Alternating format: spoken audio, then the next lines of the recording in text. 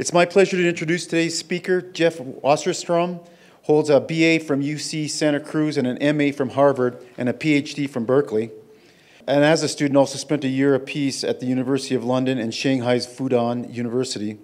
A former editor of the Journal of Asian Studies, his most recent books are 8 Juxtapositions, China Through Imperfect Analogies, from Mark Twain to Manchukuo, and the co-authored 3rd edition of the China in the 21st Century, What Everyone Needs to Know. He is a regular contributor to newspapers, including the New York Times and the Wall Street Journal, and magazines such as The Atlantic and Time. He has spoken at literary festivals in Europe and Asia, consulted on documentary films about the Tiananmen protests and the Umbrella Movement, testified before a Congressional Executive Commission on China, and served as a keynote speaker at the State Department organized orientation sessions for China-bound Fulbright students and scholars. Please help me welcome Dr. Jeff Wasserstrom.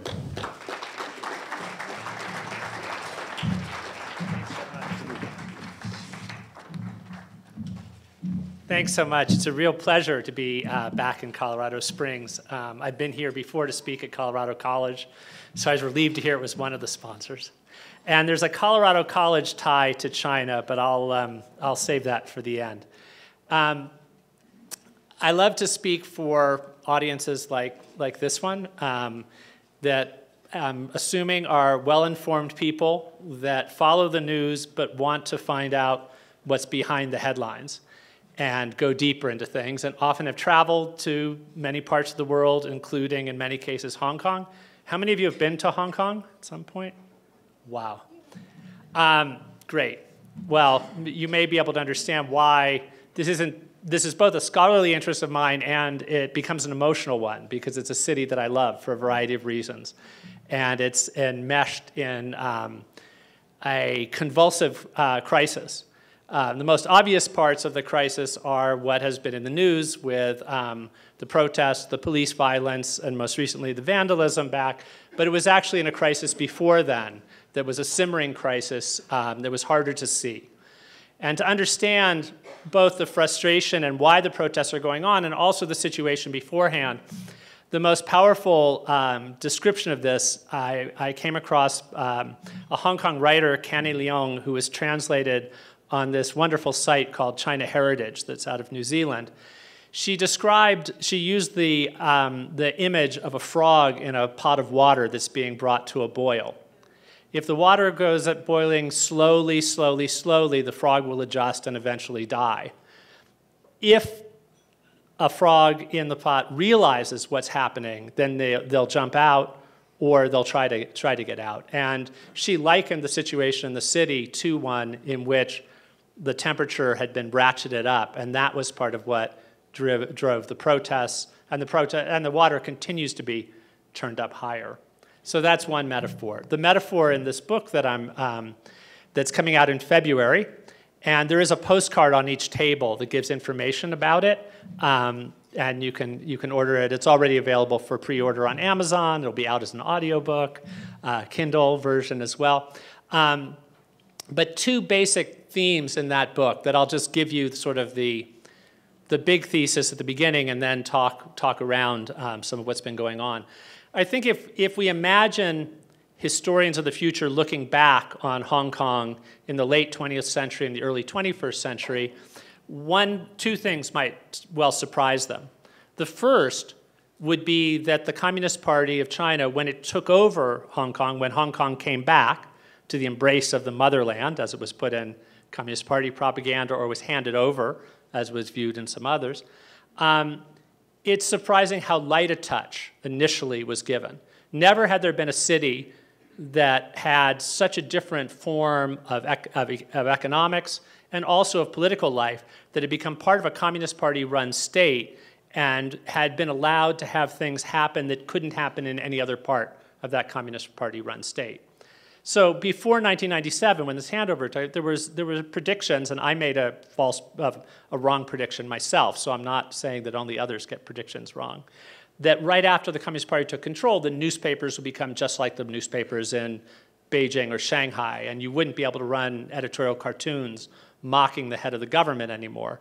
But you could in 1998, 99, early 2000s.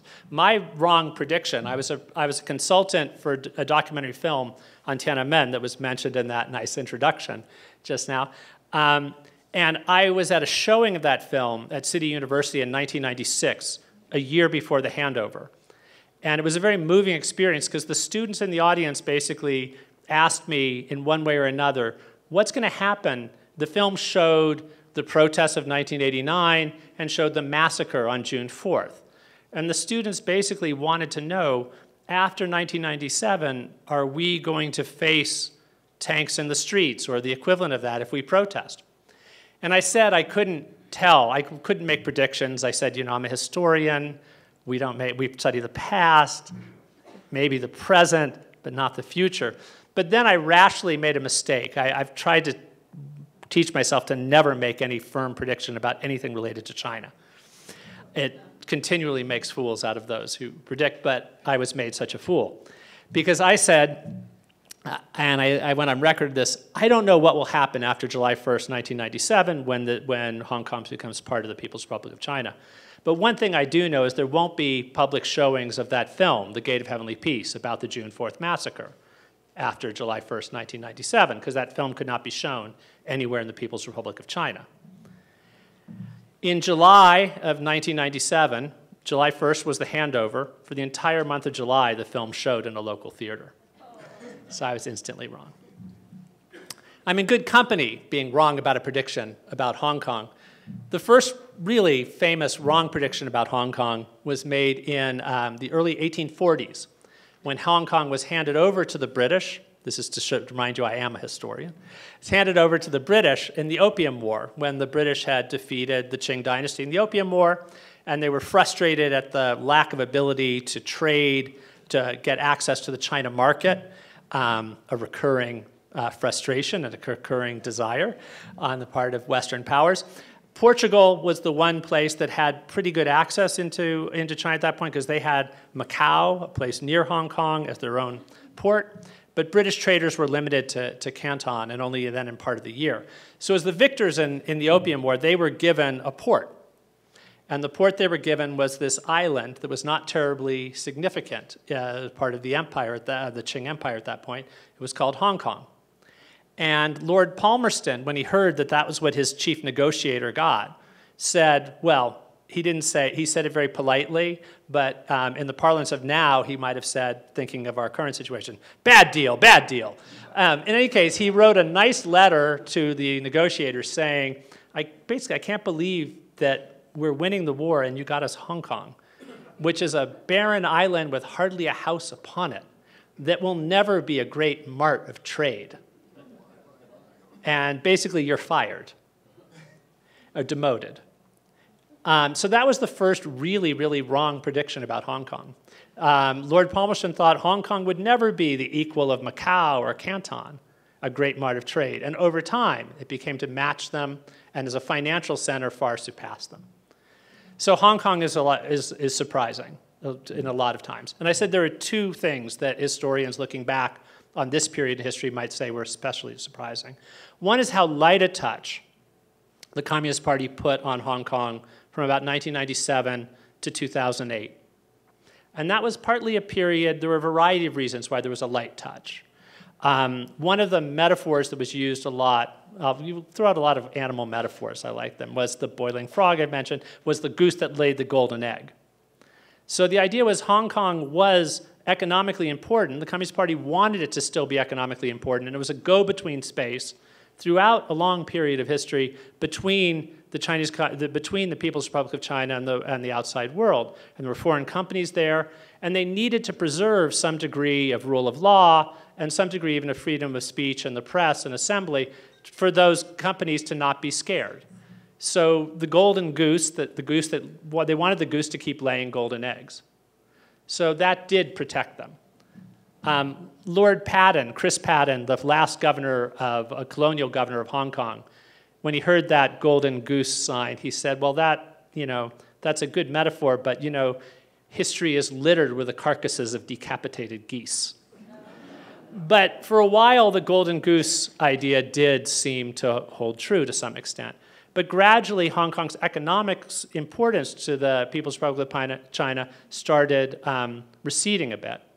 And there was also a way that the other reason why Hong Kong was allowed to flourish was the world was paying a lot of attention to it. And the Chinese Communist Party cared a lot about how the world saw them as a group, as an organization that could keep its promises. The Chinese Communist Party promised in the agreement with the British that for 50 years things could go on pretty much as they were in Hong Kong, under a structure called one country, two systems. That it would become part of the PRC, and things like international affairs would be done through Beijing, but a lot of local things would be handled locally, and local culture would be respected. The economic system could be different, and to some degree, the political system could be. That was supposed to happen for 50 years. And the idea was that the Chinese Communist Party would be on watch. The world would see if they could keep their promises there. After the massacre in 1989, the deal had been made between Britain and Hong Kong in 1984. Margaret Thatcher had made the deal with Deng Xiaoping. And at the time they made that deal in 1984, when China was promising to have a light touch and promising that Hong Kong could go its own way, that was a time when we had a lot of great hopes for Deng Xiaoping as a reformer, an economic reformer and maybe a political reformer. China seemed to be moving in an opening up direction. But then the massacre happened, and Deng Xiaoping was the person ultimately responsible for sending the troops in. So Margaret Thatcher was on a BBC radio show, and a caller asked, so, are you still confident that your deal will hold up? And she said, that of course it was concerning what had happened, but she did think that the Chinese Communist Party would want to be seen in the forum of world affairs as keeping its word. And so and so after 1997, to some extent, they did. And until about 2008, I've said. But since about 2008, and there were some moves to exert tighter control before that, and some pushback protests, an important protest in 2003, but on a general, until about 2008. But then there were a variety of things that began happening after that. China has become increasingly illiberal at home, across the mainland, and tightening control, and now, especially under Xi Jinping, has somebody who really wants to exert tighter and tighter control over all parts of the country, and that's partly about China. And China has also become less concerned, the Communist Party, for a variety of reasons, about how it looks in that forum of world affairs. Sometimes it cares about it, but the rest of the world, many countries, including our own, have squandered a lot of our moral authority to sort of claim a kind of high ground on many things. And China is simply a richer country, able to throw around its weight more in different ways. So then there's been a tightening. And so the other thing I think might surprise historians looking back is how quickly, to torture this metaphor a little bit, the cook has been turning up the boiling water for the last 5 years. There have been a variety of ratcheting up, some of which the international world hasn't paid that much attention to. It's been a very distracting time. But a key moment was a few years ago when 5 booksellers who were publishing the kinds of books that you can publish in Hong Kong but not on the mainland were spirited across the border to the mainland and coerced into making televised confessions of their guilt because they were publishing books that showed Xi Jinping and other members of the Chinese elite in a negative light. That was one thing. There had been a big protest, the umbrella movement, in 2014, which I was over to witness some of, and it was a very inspiring series of events calling for greater democracy in Hong Kong, and it captured global attention. Afterwards, it didn't succeed in getting universal suffrage. It wanted to have free elections for electing the chief executive, who's the most powerful person in Hong Kong. Under the British, the most powerful person in Hong Kong was the governor, who was appointed by London. Afterwards, it's somebody who's elected, but only about 2,000 Hong Kong people can vote in that election, and then they can only choose between candidates who Beijing thinks is kind of okay. So for a lot of people, it's just one form of colonialism. A distant capital tells you who governs you, has been replaced by a new form of colonialism. The umbrella movement really wanted to change that. It failed to get concessions on that. The next chief executive was handled the same way. But one of the things that people did after this largely nonviolent protest that lasted for weeks was they focused on local elections where there is more of a chance for actual elections. It's stacked so that some of the legislative council will always be pro-Beijing, but there is room for maneuvering. And some young people who got very energized by the political activism of the umbrella movement ran for seats, and some of them got disqualified on technical grounds. And the goalposts keep getting moved. That's another thing that's frustrated people. We want to play by nonviolent rules, but then it keeps not working. And then this year there were very big nonviolent protests at first. They were treated like riots. There was police brutality, and then there started being riots. And so there's been a back and forth in a very difficult situation.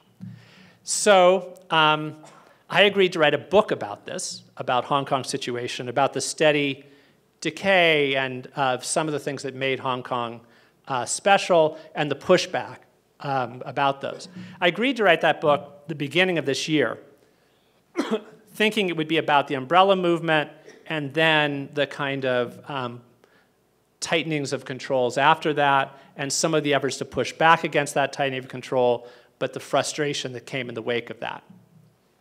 I agreed to write it for an organization called Columbia Global Reports, which is a set of small books. And again, I think this is the ideal, you're like the imagined readers for these books. Not just mine, but the others. They're short books. They're about 100 pages.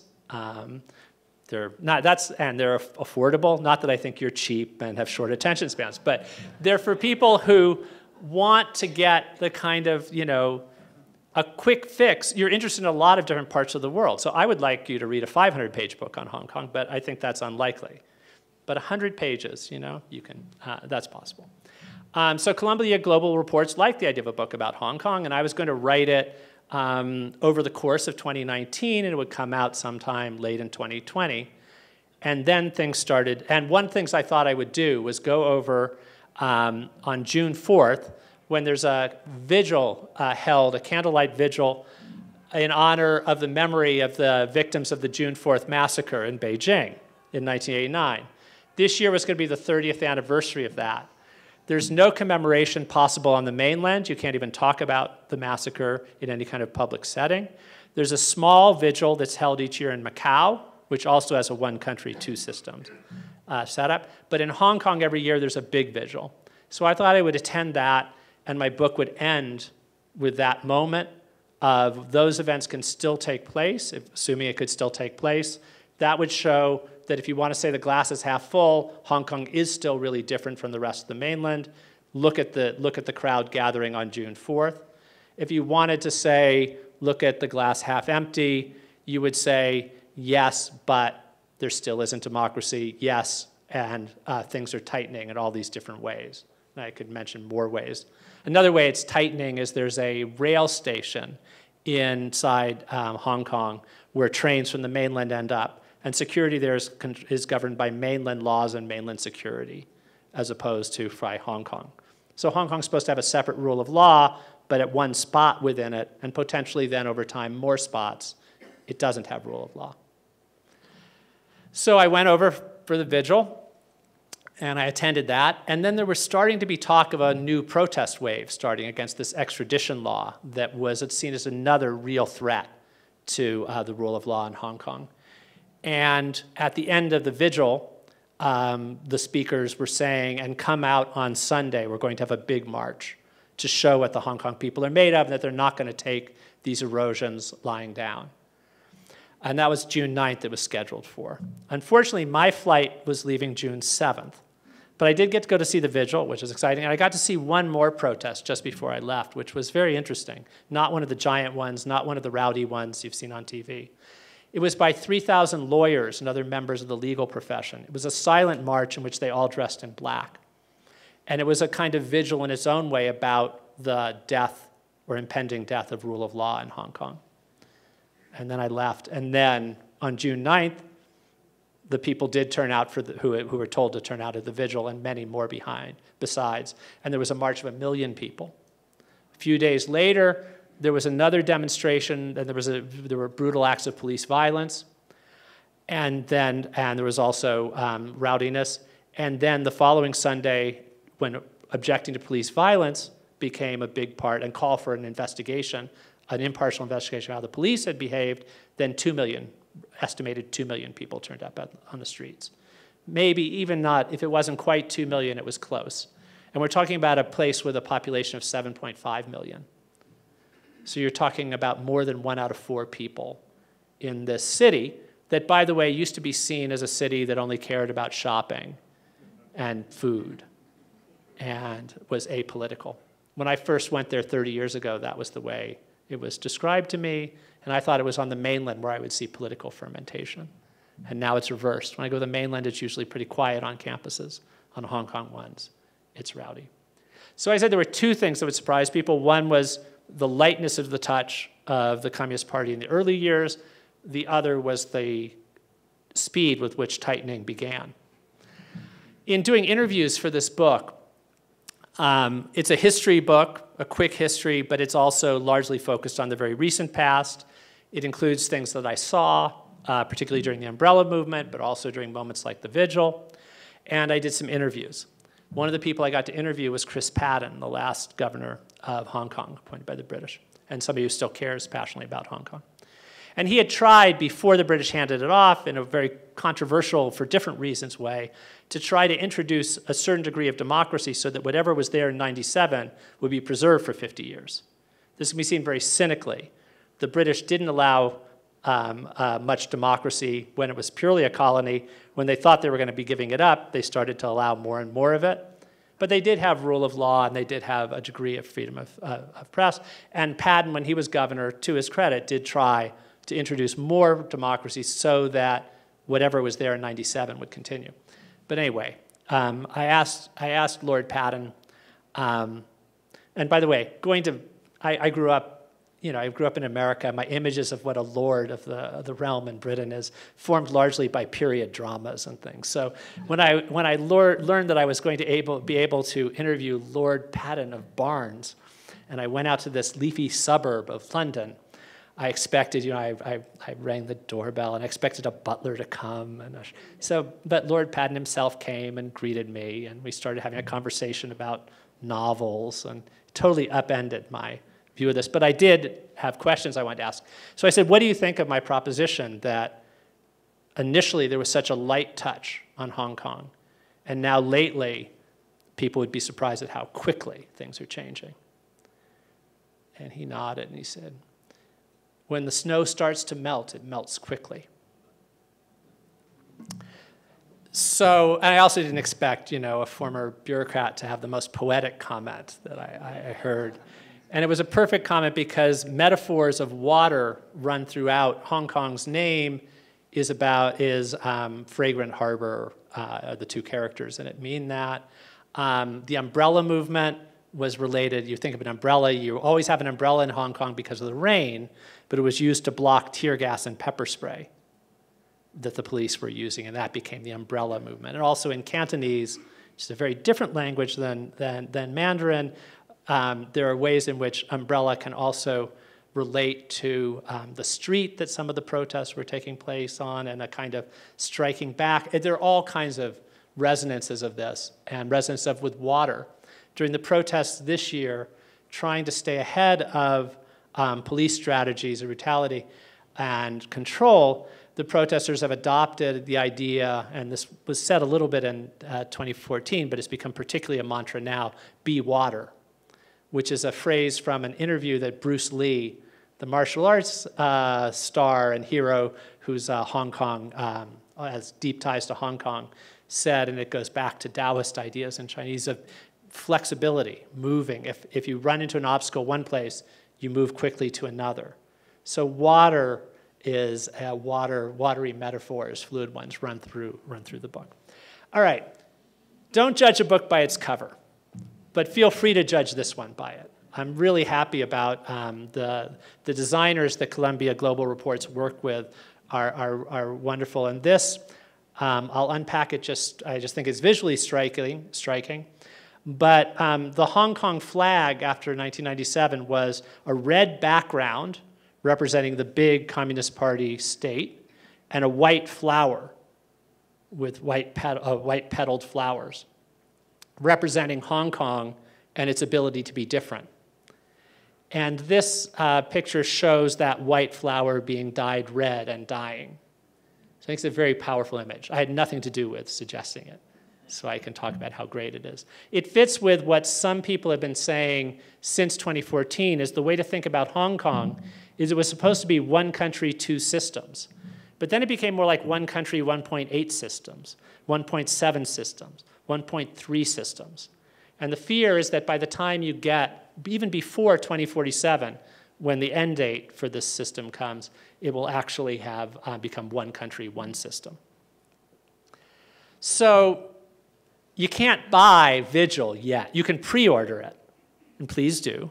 But you can't actually tangibly get a book by me right away. And after my talk, you might want one. So I thought I'd show another cover I'm happy with for this book, China in the 21st Century, What Everyone Needs to Know, which is available for sale, not here, but on any bookstore or online service. And this one has a cover.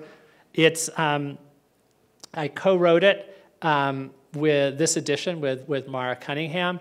And it shows actually a picture of, at the top, suggesting ways that China has been changing and becoming part of the world in ways that would have seemed unimaginable in the 1980s. Certainly, I saw nothing like that was taken at a punk rock concert. Nothing like that was happening in the early 80s, mid-80s, when I first went to China. The bottom part reminds you that some things about the Chinese political system aren't changing. It's still a group of men belonging to the same party, choosing which of them governs. Although it's changed because now the man in the center says that he may just stay there for as long as he wants. But I care a lot about covers, and I like ones that actually convey part of the story about a book. By the way, the what everyone needs to know in the subtitle is not me being like pretentious and pompous. That's what Oxford does for a whole series it has of quick guides to things. It would be called like a guide for dummies or a guide for morons, but it is Oxford University Press. So they wanted to have something that sounded more gravitas. Switching back to the press that I'm doing Vigil with, this is a set of their other recent books and forthcoming ones. And some of them, I think, are exactly the kinds of things that you might want to hear about in the future. They're on things like hate speech control, one called Speech Police. There are others on specific parts of the world. The first one that I read that now I think needs to be updated was about India and Turkey falling under strongman rule, similarities and differences, written by a Kashmiri journalist who traveled to Turkey, said what reminded him of things the others. So whenever I give a talk, often they're videotaped and they end up on the web. I want people to always know that the talk that they're hearing, even if I reuse some of the jokes and some of the lines, it was here and it was now. So I wanted to have something that said this week and something that said this place. This place can be challenging. Usually China has a tie to something. When I come to Colorado and speak a general talk about China, I sometimes cheat and say John Denver was one of the first musicians to go to China from America. He played for Deng Xiaoping when Deng Xiaoping came to America. But this isn't a talk about China. I can't use my John Denver go thing. So I did find a Colorado Springs tie-in that I'll tell you in a minute. But why is this happening now is Hong Kong, so I rushed the book through because they wanted to get it out while the story was still in the news. And I wanted to write something that would be out while there was a kind of immediacy to things. So I read it quicker over the summer and into the early fall. And I finished the proof, so I can't touch it now and updated things. But right after the sort of the last moment I could touch it, and I could, I signed off on it October 2nd, when there had just been one giant protest and the first firing of live ammunition by police who until then had used rubber bullets. was. I used that as a cutoff point. And then the NBA story broke. And suddenly, Hong Kong was in the news for a new reason about the NBA, and a sign of how far, this is actually a testing of that idea that Thatcher had, of how China would want to be seen in the forum of the world, and how maybe Hong Kong would have to be left alone because it was so important to international business as a gateway. The NBA story is really a wake-up call to how much of that has changed. And then over the weekend, also just so that it's up to date, there was a new protest on Sunday. There was both new acts of vandalism and new acts of by the police that seemed to call for independent investigation because the police don't admit usually to any wrongdoing. This time they partly apologized, though, because they have a water cannon that sprays blue ink that dyes people so they can then arrest them later, and they sprayed it on a mosque. And so they have apologized for that, where there were not large groups of protesters, but largely only some journalists and a few others. So that's the now part. This is a visual that I just really like, one more water thing. It's an iceberg where you can see some things above the lines and much more below it. The below the line are the things that are like the pressure that's going on people that lead them to act as desperately as the protests, which seem to have no chance of really succeeding in doing what they're calling for.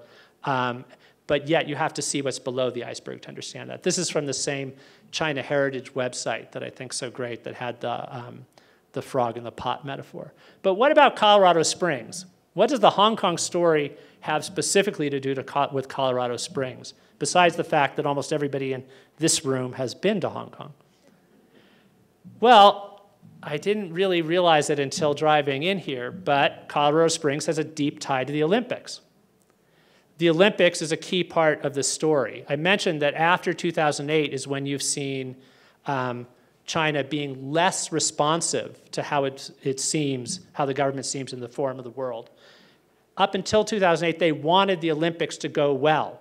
There were calls for a boycott of the Olympics because of behavior in Tibet, human rights abuses there, because of Beijing supporting malicious regimes in other parts of the world. The boycott didn't go through, in part because, or didn't have much effect, in part because people still had out a hope because of a kind of possibility for movement toward liberalization. Another thing that happened right after the Olympics was the financial crisis came, and China did fairly well in riding it out compared to other parts of the world. That made for the Communist Party feeling more self-confident and feeling less need to be apologetic and to go slow. There's another Olympics coming up. In 2022, the Winter Olympics will be held outside of Beijing, or right near Beijing. Beijing, which doesn't really get snow, which is kind of a problem of why they had it. But they've created an area near there going to have it. They don't want a boycott of that as well.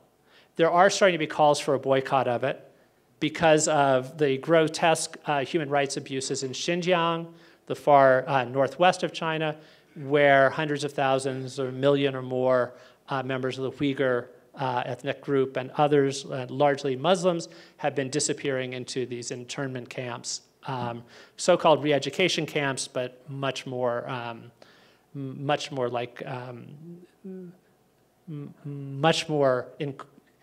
carceral than re-education camps sound like. And some of the people being re-educated, by the way, are university professors and university presidents and poets.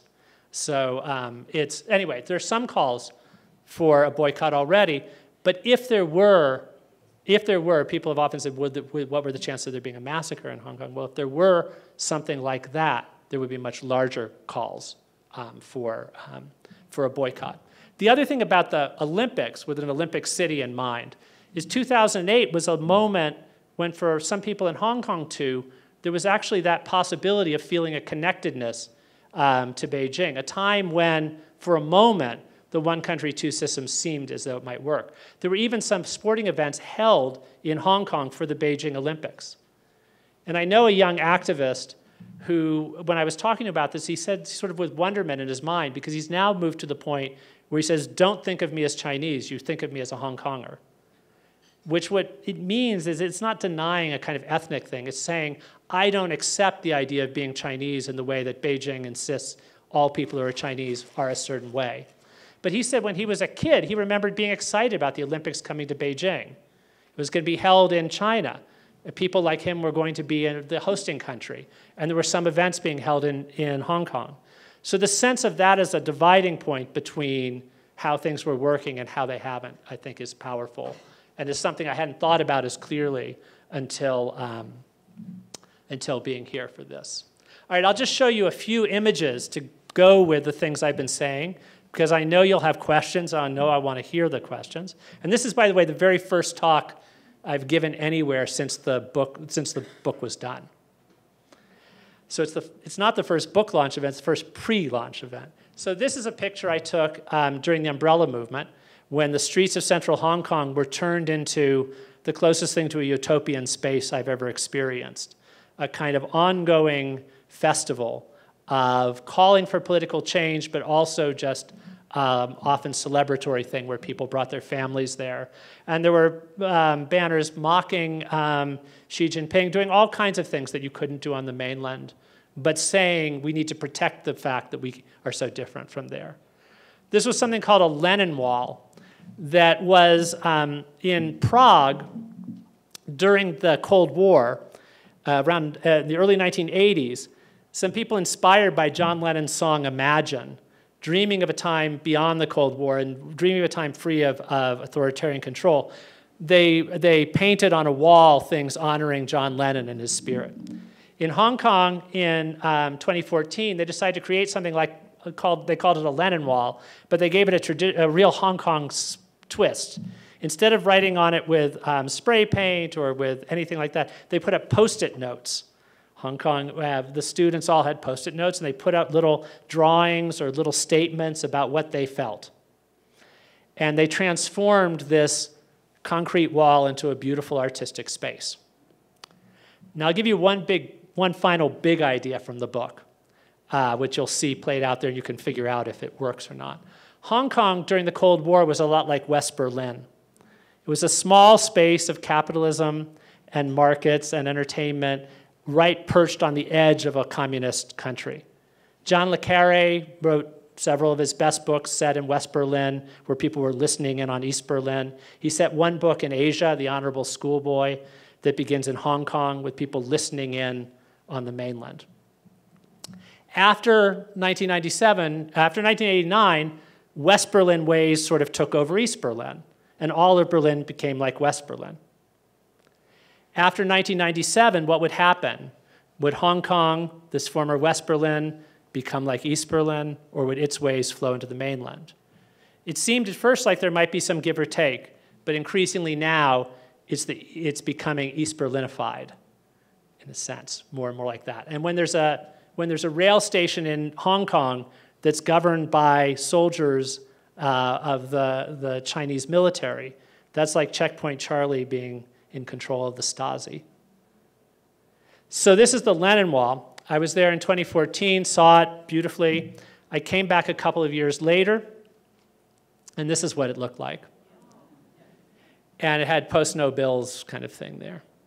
Now, if any of you went to West Berlin, East Berlin during the time of that, the west side of the wall that faced toward freedom, was covered with colorful graffiti. The east side of the wall was a blank space that was patrolled and kept free of anything. So to me, that was chilling.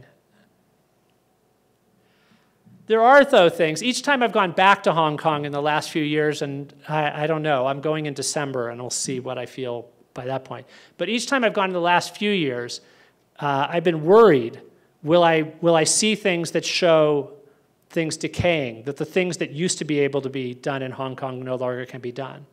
And I've always found something. It can be harder to find books that are different, that challenge the Communist Party. But I also look for things that remind me that Hong Kong still is special and different, and I always find those too. This is the Goddess of Democracy statue. This became one of the emblems of Tiananmen. It can never be displayed anywhere on the mainland, but there is a replica that's on the Chinese University of Hong Kong campus. And they adorn it in different ways. When there's a gay pride focus, she's dressed in colorful garb. This time she had, a couple of years ago, she had a black and white skirt on it, which had the names of all the political prisoners, people who had been put into prison. So but it's still there. And each time it's there, there's a kind of feeling like this shows the glass half full part. One of the political prisoners who was shown on that skirt, the most famous one, is a guy named Joshua Wong, who's a young man. He's still a young man. He's in his early 20s. He first became famous in Hong Kong in 2012 when he led a protest against efforts to bring mainland-style patriotic education into Hong Kong. So he was 15, and he and some other 15-year-olds, like Agnes Chow, his friend, helped lead a protest that in 2012 led them to stop introducing that new patriotic education.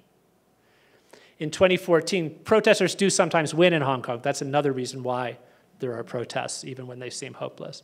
2014, he was a leader of the Umbrella Movement. He was then in and out of prison. One of the things I went to this last trip I picked up was a book of his called Unfree Speech, and this was his prison writings. And the cover, one last cover to talk about, is a picture of Joshua Wong, and then you can put him inside or outside of prison, because he's been in and out of prison. It'll be out in English translation about the same time my book comes out. So I like to just not plug my own books, but I'll plug one other there too. But this was a protest that I went to last November, where there had been an art exhibit planned of a political cartoonist who did very challenging art, and it was scuttled at the last minute. Joshua Wong was going to speak there. A couple of members of the Russian group Pussy Riot, who happened to be in town, were going to speak there. It was going to be a celebration of free speech. There were threats made to the family of the cartoonist, and so he canceled the event. So Joshua Wong and the members of Pussy Riot did a pop-up event, a protest, and they just told people by social media, let's all gather to show that they can't shut us up, even if this show couldn't go on.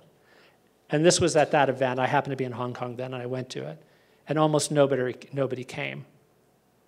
So after it, I went up to Joshua Wong, who I'd met twice before, and I said, I just wanted to reintroduce myself. My name's Jeff Wasserstrom, and we've met a couple times before.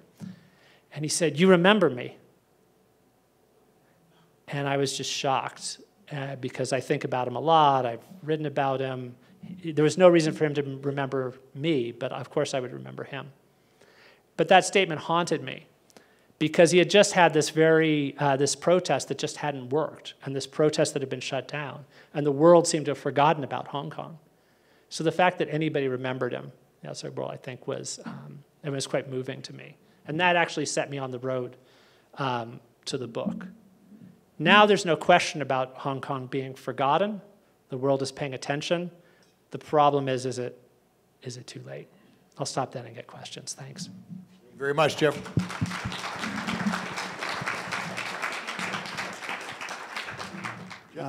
You told us that you don't like to predict. Can you do a favor, predict one more time about Hong Kong?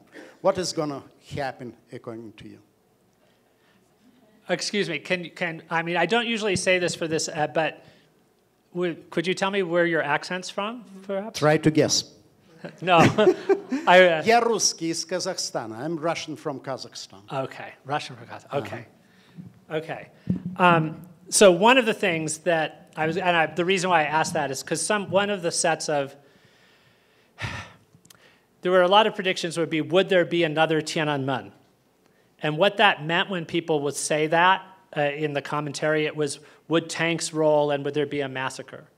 And there are a lot of reasons why that wouldn't happen in Hong Kong, just for many reasons, including the Chinese Communist Party has tried very hard since 1989 to avoid the kind of powerful images of martyrdom that went with that. But, and there are other reasons as well. But one of the things that people would set up a kind of vision of victory. Would the protest succeed and get all these concessions, or would there be a massacre? As though those were the poles that could happen, and neither actually seemed likely. And one of the places that I think as a historian, when I'm asked to look forward, I look back and I say, what are the analogies that might be useful in thinking about Hong Kong's future? And one of the analogies of the Hong Kong crisis that I found most compelling, or some of them are from the Soviet bloc. The old Soviet bloc at different periods. When there were, and I think of Carrie Lam, the chief executive of Hong Kong now, as similar to some of the heads of sort of the proxy heads of states that were beholden to Moscow. And sometimes Moscow, like with the Hungarian uprising of 1956, Moscow would send in troops, but sometimes they would say, you handle it on your own, but we're there backing you up if you need it. And the most famous moment that happened, perhaps, or most relevant, would be in Poland in 1981, when Solidarity had very widespread support, the same way the protests have had very widespread support, but there was a crackdown that was done internally. It was done through various forms, including imposing martial law and curfews. I don't know all the details, but that kind of thing. And that seemed a more likely scenario, and Jeffrey Kopstein, a specialist in Soviet and Eastern European studies, and I co-wrote a piece for The Atlantic on that, these different kinds of ways it could go based on Eastern European things.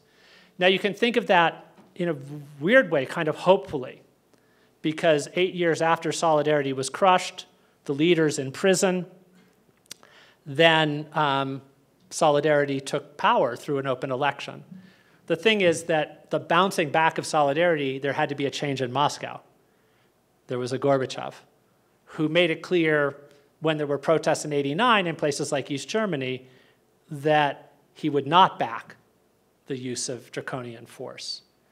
But I do think that a movement being pushed underground but not dying, people being in prison but continuing to think about it. And I wrote another piece for The Atlantic where I brought up Joshua Wong's prison letters. Said that Adam Mitnick wrote letters from prison in the mid-1980s when he was imprisoned at the end of the Solidarity thing. He was offered the chance to leave Poland if he just promised that he would be out of prison. He could go out of prison if he left the country. And he said he just couldn't see doing that. And I think that too has something. There are people in Hong Kong that are leaving, but there are people in Hong Kong who won't leave because Hong Kong is not a country, it's not a nation, but people have the same passionate attachment to it that we think of with patriotism. So that's one model of the future. A darker model of the future that some people are talking about that I don't like to contemplate as much is they're thinking about Belfast, and they're thinking about a move toward a different kind of violence. My own sense is that I don't see a short-term or even medium-term happy ending. I don't see a way that this is anything but a tragic and traumatic period going forward. It may well be that there'll be a new modus vivendi where many things can continue. But those are the kind of models I have for thinking through the future. Thanks. You referred to the police violence. So just curious if there's is the police force autonomous to Hong Kong, or is there some kind of control or infiltration from Beijing? It's a great question, and it's a very hard question to. The simple way to put it is that the Hong Kong police force was a very highly respected, in many quarters, organization until very recently. It took a hit when there was, in 2014, tear gas used against nonviolent protesters, and it's taken a much bigger hit now. There's been speculation that there may be some members of the mainland, not formal army, but sort of paramilitary forces going in with it. We really don't know. It's quite secretive now. What there has been is collaboration with thugs, with sort of gangster elements who have gone to beat up protesters. There's been an effort very much to not have clear, not have people shot dead. So there have been beanbags shot, rubber bullets, lots and lots of, an amazing amount of tear gas, pepper spray, water cannons, all of these things that have been used. A strange part of the dilemma, though, is one of the things with solidarity, and this is a limit of that model, there were clear leaders that could be arrested. In 2014, there were fairly clear leaders of the umbrella movement who could be pressured and arrested. This movement has largely been leaderless, or as some protesters have said, leaderful, because there's a lot of kind of small groups, collective decision-making, and that both makes it harder to break the movement completely, because you can't just arrest a few people, but it also makes it harder for the movement to negotiate an ending. So that's part of what we're in this cycle for that as well.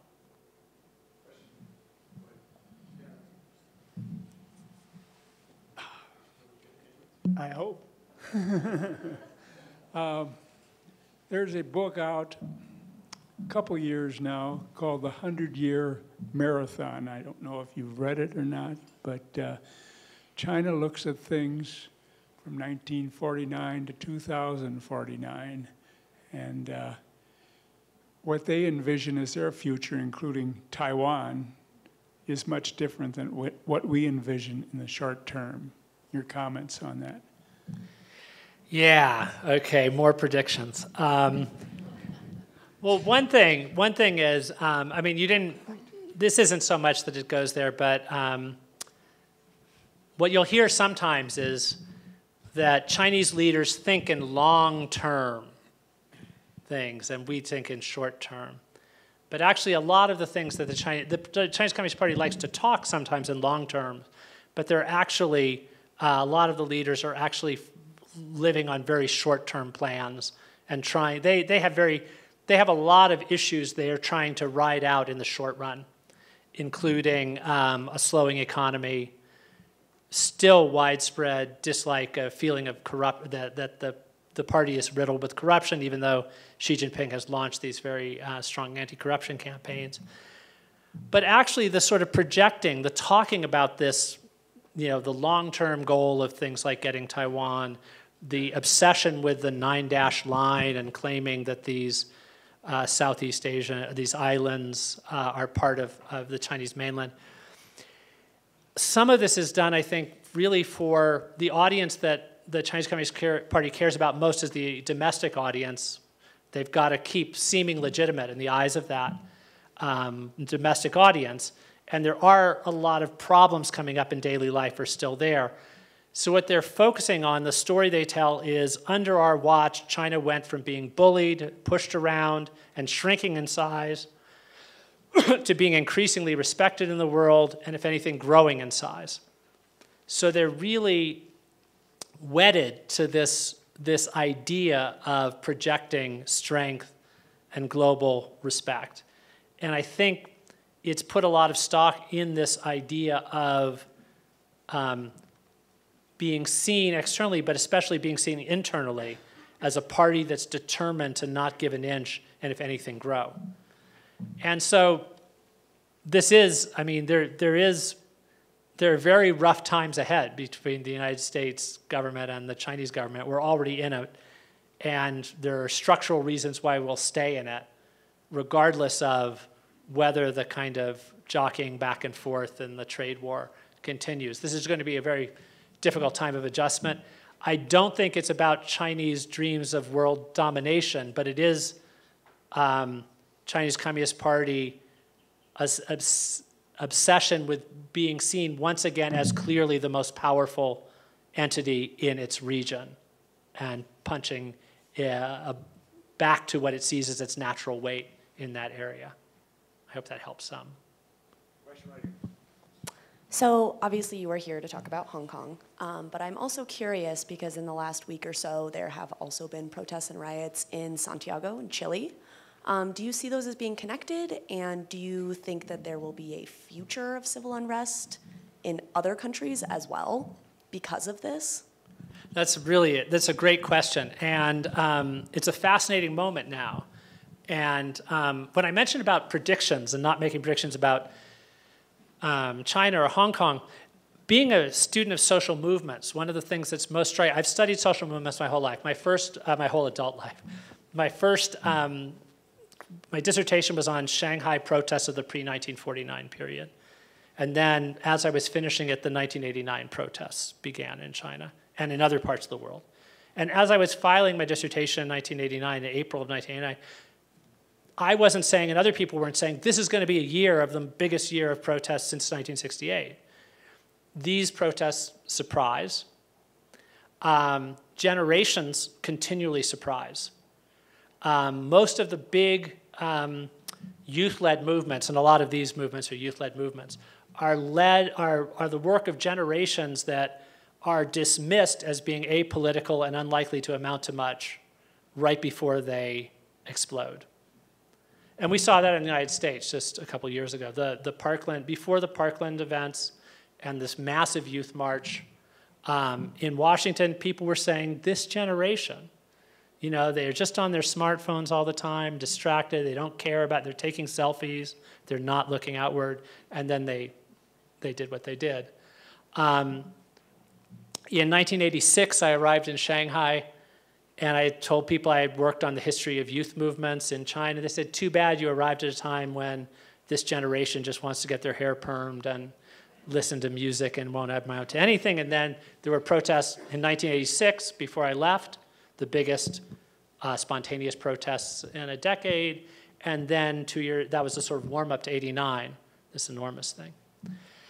But there are moments when protests in one place, even if the issues are different, you get ideas about how to protest, you get clues on how to act.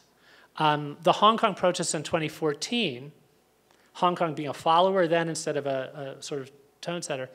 Earlier in 2014 in Taiwan, a place that Hong Kong students were looking to a lot, there had been students who had taken over the legislature, had a occupation of that, protesting against the leaders in Taiwan not taking seriously enough mainland money and other pressure there.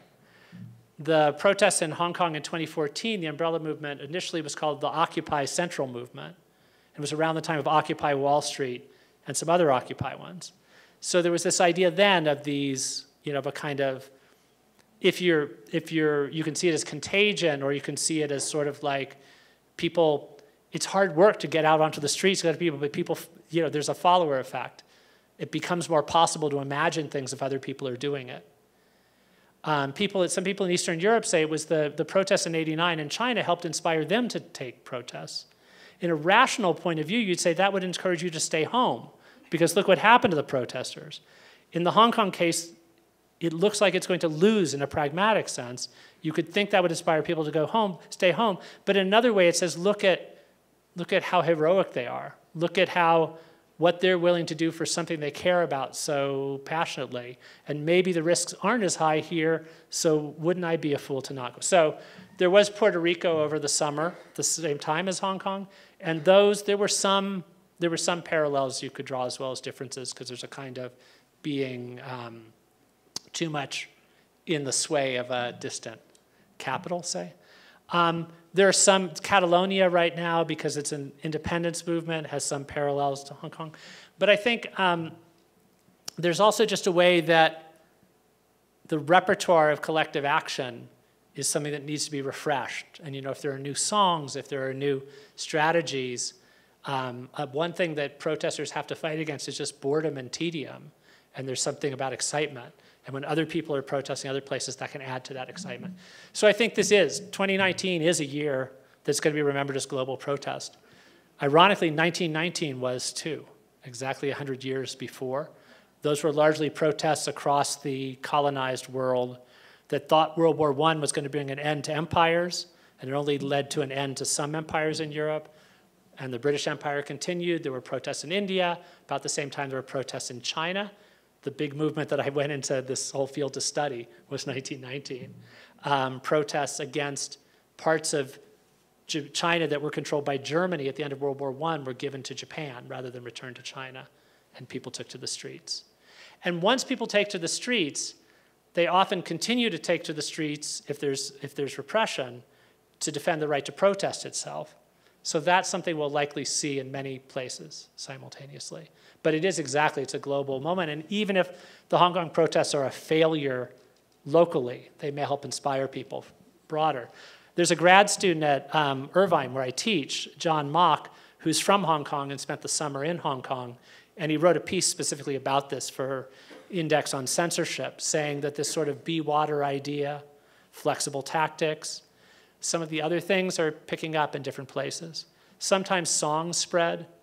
The most interesting song that's sung in Hong Kong, there's some very fascinating locally made ones, but there's also a song from Les Mis, the Broadway musical, Do You Hear the People Sing?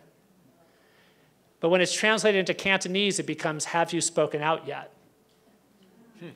So and that to me is a great metaphor, that you're singing the same song, but you're giving it local meaning. It was sung in South Korea during the candlelight movement that succeeded in toppling a corrupt official. So sometimes they win, sometimes they lose, but the tactics and strategies and even sometimes the symbols and the songs can be picked up and become resources. Jeff, we've got time for one brief question and one brief answer. Thanks, Guy. Can you characterize for me the attitude that the commercial, financial, and political elites of Hong Kong themselves are expressing towards this protest? Are they what they're expressing or what they're feeling? Most have, there's one of the really chilling things now is that it looks like Beijing, and this is the NBA story coming back in, Beijing is trying to get people to agree to be silent on certain issues. There is a lot of the feeling in Hong Kong is that many members of the moneyed financial local elite have been hand in glove with Beijing all along. There's a rare case of a tycoon or somebody with links to that who speaks out. There are a few cases of high-profile celebrities who've done this and have been punished economically. Chow Yun-fat, celebrated Hong Kong writer, banned from the mainland because of his support for the umbrella movement before. He said, so I'll make a few million less dollars. Big deal. But that isn't the attitude toward a lot of businesses, a lot of others. I'll just give one example because it allows me to mention the person I never want to go on a talk of Hong Kong without mentioning because I think she's one of the coolest people on the planet. Her name's Denise Ho. She's a canto pop singer, very popular in Hong Kong, also popular across the mainland. Until 2014, when there was tear gas used against protesters, she began speaking out. Her music was banned from streaming services. She was blocked from going on concert tours. She's very varied. I said she's really cool, not just that. She was also a spokesperson for LGBT rights before 2014. The mainland didn't ban her for that. But she was the voice of Bart Simpson in the Cantonese version of the Simpsons movie. She's an actress. She's also she was a makeup pitch person. She was the face of Lancome L'Oreal Cosmetics in Hong Kong and across the mainland. In 2016, she met with the Dalai Lama. The mainland said she's completely toxic. They told Lancome L'Oreal they had to drop her as a pitch person if they wanted to stay in the mainland market. Lancome L'Oreal dropped her. So it can be a global business story as well as a local one. There was going to be a big concert that they were going to sponsor in Hong Kong in 2016. And she was going to be the headliner. They canceled the concert. She held the concert anyway and turned it into a community concert. She's been very active in the protests as a spokesperson, not a spokesperson for the movement, but somebody trying to explain as somebody a couple of decades older than the people in the early 20s on the streets, what they're passionate about. And she went to Geneva and spoke about the Hong Kong situation to a UN body, was continually interrupted by a Chinese official spokesperson there because she referred to Hong Kong and China as though they were two entities. And she just kept her poise on. So that's a kind of story of variation. But again, this will be a lot of the question of whether it stays an international financial center or not, and what the cost of that. That's what we still haven't seen yet. Thanks. Ladies and gentlemen, please join me in thanking Jeff Wasserstrom. Thank you very much for a tour de force.